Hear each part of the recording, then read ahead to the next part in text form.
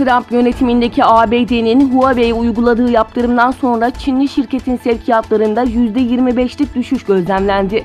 Ticaret savaşını başlatan adımlar Trump'ın 8 Mart 2018 tarihinde ithal çelik ve alüminyuma sırasıyla %25 ve %10 ek gümrük vergisi getirileceğini duyurmasıyla başlamıştı.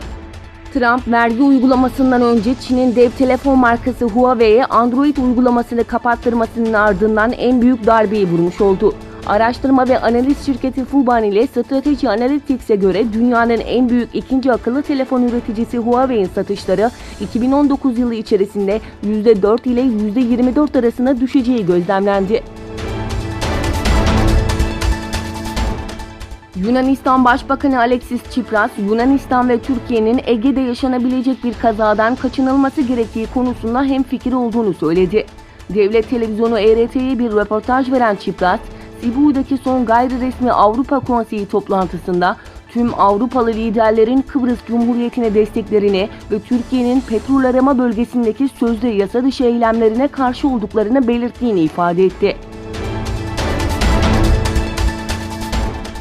Rusya, Venezuela ordusuna eğitim verdiği iddialarını doğruladı. Caracas'ta bulunan Büyükelçi Vladimir Zayomski, geçtiğimiz Mart ayında ABD'nin tehditlerine karşılık olarak Güney Amerika ülkesine yüzlerce Rus askerinin geldiği dedikodularına, meslektaşlarını eğitmek için burada olan uzmanlarımız var ifadelerini kullandı.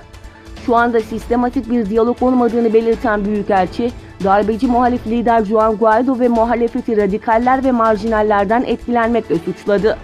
Venezuela Devlet Başkanı Nicolas Maduro'nun müttefiği olan Rusya, Mart ayında ülkeye yüzlerce asker gönderdi. Endonezya'nın Bali adasındaki Agung yanardağında patlama meydana geldi. Bali havaalanındaki uçuşlar patlamanın ardından iptal edildi. Patlama yakındaki 8 köyü etkilerken yetkili makamlar yerel halktan dışarı çıkarken maske takmalarını istedi.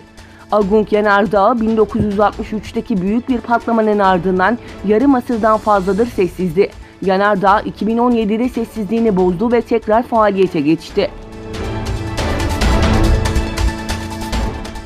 Libya'nın başkenti Trablus'un güneyinde Ulusal Mutabakat Hükümeti'ne bağlı güçler ile ülkenin doğusundaki silahlı güçlerin lideri General Halife Hafter'a bağlı güçler arasında çatışmalar şiddetlenerek devam ediyor.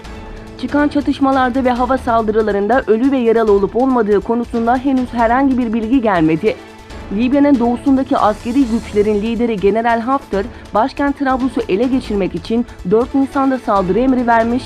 Bunun üzerine Ulusal Mutabakat Hükümeti birlikleri de Burkan El Gadab operasyonunu başlatmıştı.